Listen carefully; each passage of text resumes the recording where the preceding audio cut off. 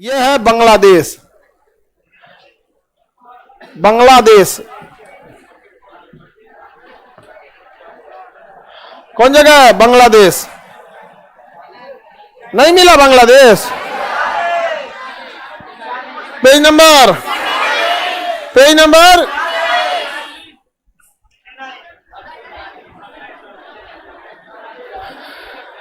जल्दी ढूंढिए आप लोग, लाइव वाले बाबू लोग।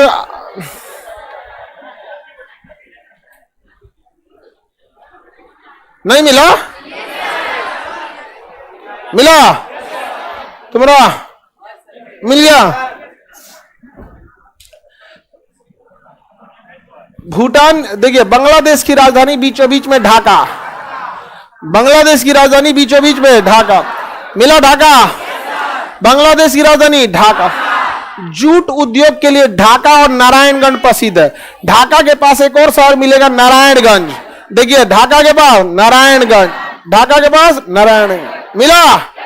ढाका के पास नारायण। जूट को हिंदी में पटसन कहते हैं। जूट को हिंदी में पटसन, जैसे कॉटन को हम लोग रुई कहते हैं, कॉटन को सूती को क्या कहते हैं? कॉटन। तो जूट उद्योग, कौन सा उद्योग? जूट उद्योग। कहां पे है? ढाका में। जूट का बोरा बनता है जिसको भैंस को उड़ाया जाता है ठंडी के दिन में। हाँ, उड़ा दिया, पैर और पोछने के काम में आता है। चीनी उन्नी भर के लाया जाता है उस बोरा में। हाँ, सोन का बोरा। गेहूं वगैरह भर देता, आजकल तो प्लास्टिकों में भर देता है। तुम्हारा तुम बाल खरीद के लगाया है? हाँ वैसे ही है।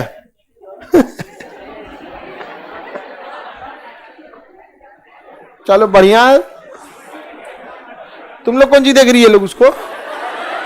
अभी मना किए हैं मत देखो लोग, तुम मत ध्यान देना इसे। समझ में आ गया कि नहीं आया? इस सबको तो अभी ध्यान दोगे तुम्हारा पटना आना व्यर्थ। और 2-3 जगह कभी मत जाना, घाट ये सब जगहों पे नहीं जाना तुम लोग। यहाँ पे तुमको भी हवा लग जाएगा। एनडीए स्टूडेंट को एटलस लेना होगा, कहे तुम स्पेशल है। बिना एटलस के आप एटलस क्लास क्यों कर रहे हैं? हाँ, बिना एटलस के क्लास में कोई फायदा नहीं है। जिस तरह बिना दुल्हा के बारात में कोई फायदा नहीं है, उसी तरह बिना एटलस के क्लास में कोई फायदा नहीं। जूट उद्योग के लिए नारायणगंज और ढाका। बांग्लादेश की राजधानी ढाका। ढाका जूट के कपड़े वगैरह, जूट का बोरा बनता है, झोला बनता है। आजकल झोला वगैरह किसके बन रहे हैं? जूट के। अब मेरी ओर ध्यान दीजिए, बांग्लादेश जो है ना, उसका कुछ एरिया नीचे की ओर भी है। इधर आप देखिएगा, एकदम नीचे की ओर चटगांव मिलेगा। मिला? चटगांव बांग्लादेश का सबसे बड़ा बंदरगाह चटगांव मिला, नीचे की ओर मिलेगा। इधर कौन जगह है? चटगांव। हाइलाइटर लगाइए, जो जो जगह बोलते हैं उसमें सूगा कलर का हाइलाइटर लगाइए। कौन कलर का? सूगा कलर। देखे बबनी, हाइलाइटर फेंको फेंको उसको। इस कलर का हाइलाइटर लगाना है सबको, सूगा कलर। देखिए तुम लाल रंग का ले लिया, उस लाल रंग का ले लोगे तो ढाप देता है उसको, काला ले लोगे तो मिटाइए देगा उसको। किस कलर का लेना है? सुगा कलर का हाइलाइटर लेना है आप लोग। सुगा मतलब नहीं समझते लोग, तोता। सीबीएसई वाला उसको पैरट बोलता है। मिल गया चटगांव? चटगांव मिल गया। चटगांव बंदरगाह को चाइना लेने के फेवर में चल रहा था। भारत ने समझाया कि अरे भाई जो पैसा वैसा चाहिए तो बोलो हम दे देते हैं, काहे ले दे रहा है उसको। चटगांव के ऊपर देखें काक्स बाजार। चटगांव के ऊपर देखिए काक्स बाजार। मिला? नीचे नीचे चटगांव के नीचे काक्स बाजार। ऊपर नहीं, नीचे चटगांव के नीचे काक्स बाजार। चटगांव के नीचे काक्स बाजार। तो क्वेश्चन पूछेगा काक्स बाजार कहां है? बांग्लादेश। चिटगांव बंदरगाह नारायणगंज किस उद्योग के लिए? ढाका किस उद्योग के लिए? ढाका जूट उद्योग के लिए। ढाका जूट उद्योग, नारायणगंज और ढाका जूट उद्योग। देखिए जब पहले ये पूरा का पूरा बंगाल था, अंग्रेजों ने 1905 में इसे कर दिया पूर्वी बंगाल और इसे कर दिया पश्चिम बंगाल। क्या हो गया? पूर्वी बंगाल और पश्चिम बंगाल। कब हुआ? 1905। उसके बाद देश का विभाजन हो गया तो ये हो गया पूर्वी पाकिस्तान, ये हो गया पूर्वी पाकिस्तान 1947 में और 1947 में। और इसका हम लोग, ये हो गया पूर्वी पाकिस्तान। जिन्ना दोनों ओर संभालता था, अपन देश संभालिए नहीं रहे, जिन्ना संभाल रहा। बताइए बौका कैसे लिया था? आधा इधर लिया, आधा इधर लिया था आपने, समझ गया? भारत को बड़ी टॉर्चर करते थे सब दोनों ओर से, इधर से भी, इधर से, इधर बड़का इधर छोटका। लेकिन पाकिस्तान के लोग जो थे, अजीब डिजाइन, मतलब मेंटेलिटी उनकी अजीब है। देखिए, किसी के जाति धर्म रूप रंग से नफरत नहीं करना चाहिए। आप उसके विचार गलत हैं तो आप उसका विरोध कीजिए, विचार सही है तो आप चाहे जिस जाति धर्म का हो, या तो विचारों की लड़ाई होती है। हम चाइना से इसलिए थोड़ी नफरत करते हैं कि चाइना का धर्म कुछ और है, या वो नास्तिक है, या उसका आंख छोटा है। कभी हम लोग ये नहीं, हम लोग बस इसलिए कि हमारा अक्साई चीन कब्जा किया है, बस जिस दिन हम छुड़ा लेंगे हम चाइना से दुश्मनी छोड़ देंगे। लेकिन पाकिस्तान हम लोगों से नफरत अजीब डिजाइन से करता है, उसको लगता है खुदा उसके साथ है। समझ में? अजब हाल है, खुदा उनके साथ। कोई भी आदमी अच्छा जगह जाएगा उनके साथ है। दुर्दशा का है। तब आगे बढ़े, चलिए ध्यान से समझिए। तो ये इधर से टॉर्चर करता था दोनों ओर से पाकिस्तान। इंदिरा गांधी देखी कि इसको टपकाना जरूरी है, तो कैसे किया जाए? किसी देश को तोड़ना इतना आसान थोड़ी है। आपका कोई एक कट्ठा खेत ले लेगा तो आप छोड़ देंगे, जबकि ना आपके पास कुछ भी नहीं है, जबकि देश के पास आर्मी, पुलिस, एयरफोर्स, नेवी, परमाणु बम सब चीज होता है। वो कैसे छोड़ देगा? जब इंसान के पास कुछ भी नहीं रहता है, एक कट्ठा जमीन नहीं छोड़ता है, तनको नहीं छोड़ेगा यहाँ पे, और कैसे देश छोड़ देगा? अब क्या किया जाए? इसके लिए पाकिस्तान ने खुद ही मौका दे दिया। पाकिस्तान कहा कि ये बंगाली सब, क्योंकि बांग्लादेश में भी बंगाल वाले थे, क्योंकि बंगाल तो था ही ना। 1905 में विभाजन कर दिया गया, इधर मुस्लिम ज्यादा रख दिया, इधर हिंदू ज्यादा रख दिया अंग्रेजों ने लड़वाने के लिए। लेकिन बंगाली समझदार थे, सब नहीं लड़े, सब बहुत समझदार बंगाली लोग, एकदम पढ़े लिखे थे लोग। वो अंग्रेज को कहा बदमाइश, आर्मी लड़बो ना, हाँ खेला हो वो, तो आर्मी लड़बो ना, हाँ झगड़ा ना करबोन। करबेन मतलब नहीं करेंगे, करबेन मतलब होता है इज्जत देने के लिए। कोथा जाबेन मतलब कहां जा रहे हैं, और कोथा जाबी कहां जा रहा है रे मतलब छोटा को बोलता है कोथा जाबी, अब बड़ा आदमी कोथा जाबेन। कोथाई मतलब बातचीत, कोथाई करबेन ऐसे करके। अरे हम लोग के साथ एक दूगो बंगाली था, सब झगड़ा करेगा तो बंगाली में करने लगता था, सब समझे में नहीं आता। बाद में कहते नहीं वो हम लोग डिस्कस कर रहे थे ऐसे ना बंगाली में को ऐसे नॉर्मल बोलेगा सब। तो देखिए ये जो था ना पश्चिमी पाकिस्तान, इनका कहना था कि हम लोग बहुत अच्छे हैं, 6-6 फीट के हैं, हिष्ट पुष्ट हैं, गोरे हैं, इधर वाला बोलता था। और कहता ये बंगाली कैसा है सब, बांग्लादेश वाला, ये मतलब अब ना बांग्लादेश उस समय बंगाली का होता था, बंगाली है, इनकी भाषा कैसी है, काले काले हैं, अजीब टाइप का बोला। ये कोई बात है भाई? कैसे भी रहे कोई, हम लोग साउथ इंडिया वाले को कहां कभी कुछ बोले? अरे हम लोग का कल्चर भी अलग अलग है, इवन कि हम लोग इडली डोसा अब आराम से खा रहे हैं, नहीं समझा?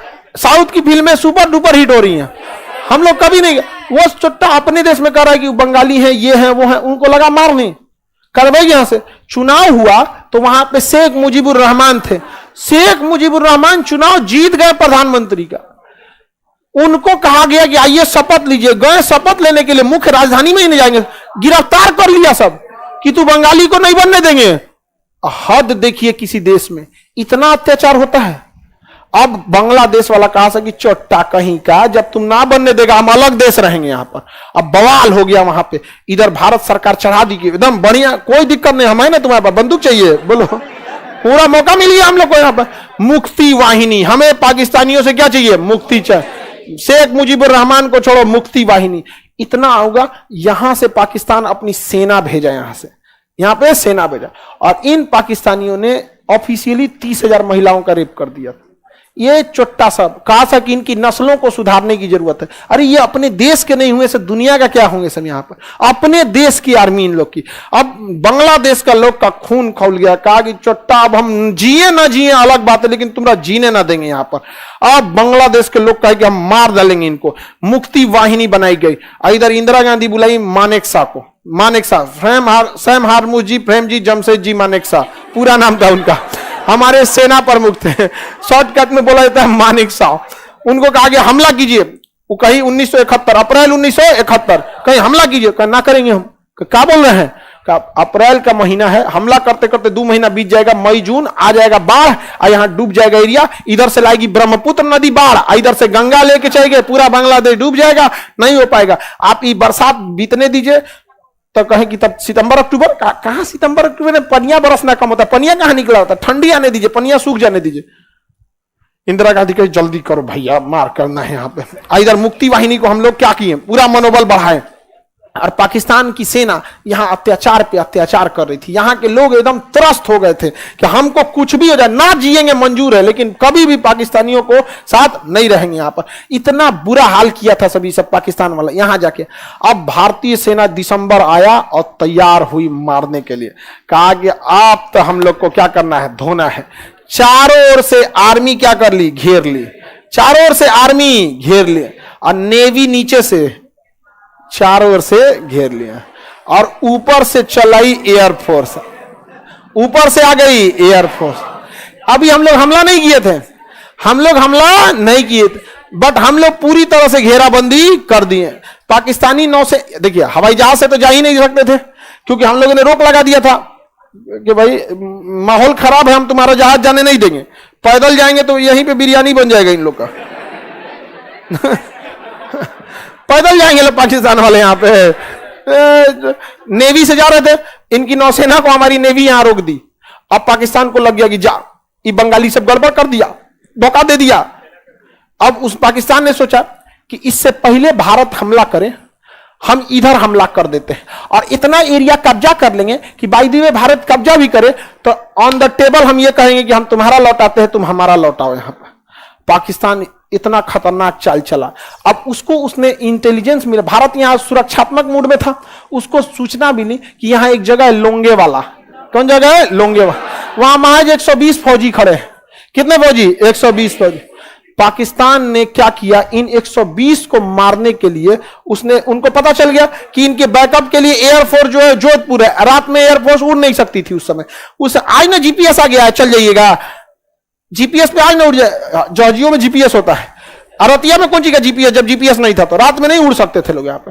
अब पाकिस्तान यहां से अपना 600 टैंक लेके चलाया और लगभग 5000 से 6000 के आसपास में फौज लेके चलाया। अब पूरी फौज लेके इसमें घुस गया और पहले ही हमला बोल दिया पाकिस्तान। अब जब पहले हमला पाकिस्तान बोला तो जंग तो जायज हो गई। अब कौन कह सकता है पहले हमला किसने किया? पाकिस्तान। अब जंग तो हमारी जायज हो गई। अब जंग नहीं लड़ेंगे तो बुजदिल कहलाएंगे, मार के गए हो तुम। पहले मारते तब ना हमको आप कह सकते थे कि हमने हमला किया, हम तैयारी कर रहे हैं, तुम कौन होते हो करने वाले? हम अपने देश में सेना का मोबिलाइजेशन नहीं करेंगे। अब तो जंग एकदम जायज हो गई। अब भारत ने ठोक दिया इधर से जंग, मार धर धर धर धर पाकिस्तान का उड़ाना, राज्यपाल का घर उड़ा दिया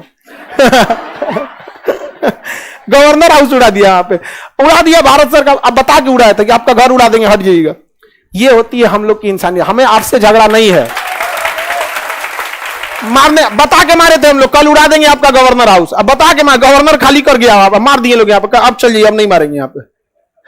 समझ में आएगा कि नहीं? इतना जब हमें दुश्मनी नहीं है उनसे, हमारी जमीर की लड़ाई यहाँ पे। तो पाकिस्तान इधर से क्या होने लगा, आ गया यहाँ पर। और ये एरिया में हमारे कितने जवान थे? 120। कितने जवान? 120 जवान थे। अब इन 120 जवान कभी लड़ नहीं पाएंगे। वहां पे 100-150 से ज्यादा टैंक थे सब, मतलब पूरी 600 की टैंक बटालियन थी। आगे फ्रंट पे कितनी थी? 100।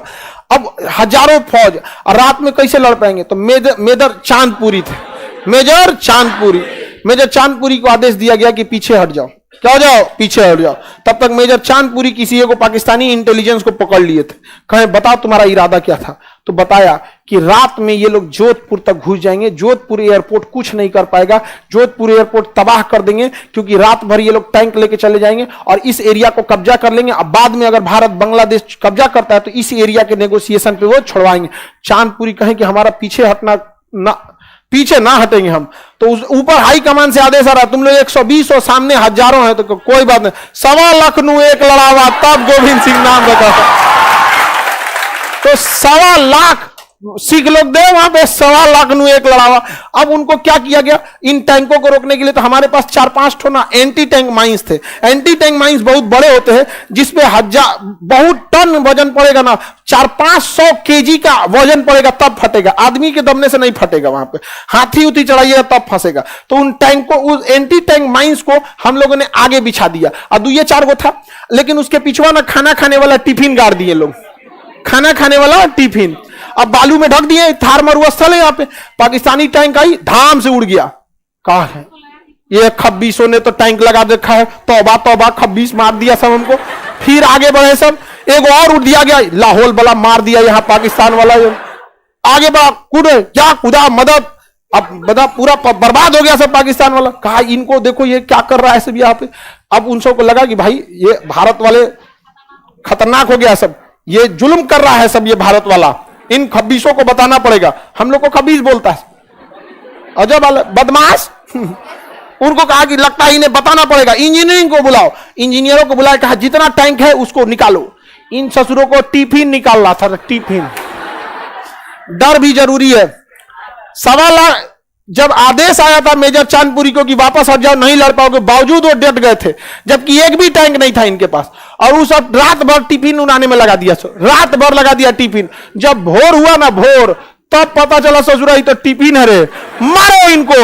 अब मारना चालू किए, तब मेजर चांदपुरी एयरफोर्स को आदेश दे दिए, जोधपुर एयरफोर्स को, कि हम अब आगे बढ़ रहे हैं। जोधपुर एयरबेस कह रहा है कि अभी भी यहां पर क्या हुआ है, उतनी विजिबिलिटी नहीं है, हम उड़ेंगे तो रास्ते भटक जाएंगे, हमें 1 घंटा और चाहिए। तो 1 घंटा कोई बात नहीं, इनका ससुर को 2 घंटा रोक के रखते हम लोग यहाँ। मेजर चांदपुरी ने अपने पूरी फौज को बिछा दिया ज्यादा दूर तक में, और ये लोग एक बार में बोलते थे, मतलब वाहिगुरु की जय, सत श्री अकाल, जो बोले सो निहाल। अब इतना ज्यादा बोलते थे लोग, पाकिस्तानी डर गया था, ना 120 नहीं है सब, इतना तेज आदमी बोलता है। अब जो बोले सो निहाल। अब मार धर धर गोली चलाना चालू हुआ, आमने सामने की भिड़ंत हो गई, पाकिस्तानी सब मरने लगा सब, हमारे भी बहुत सारे सैनिक शहीद हो गए सब, लेकिन 120 और सामने 6000 पाकिस्तानी की फौज, और टैंक था आगे वहां पर, बम से उड़ाना चालू हुआ टैंक को। एक समय है जब पूरा दिन हो गया तो दिख गए सब की तो भारतीय बहुत कम है, पाकिस्तानी टैंकों के पीछे छुप गए सब। अब टैंक पे बम मारिएगा तो इसे झाड़ देता है, कहते बम मारता हमको, उसके लिए HEMT आते हैं, हाई एक्सप्लोसिव एंटी टैंक, उसको असर नहीं कर, तो टैंक के पीछे छुप गए सब। अब टैंक आगे बढ़ने लगे, भी लोग कुछ कर ही नहीं सकते थे, और तब तक ऊपर से पहुंच गई एयरफोर्स। अब ये लोग टैंक के पीछे छुपे थे, लाइन से टैंक लगा के एयरफोर्स आई, लाइने से उड़ा दिया, दर दर दर दर दर दर। पाकिस्तानी टैंक छोड़ के भाग गए सब,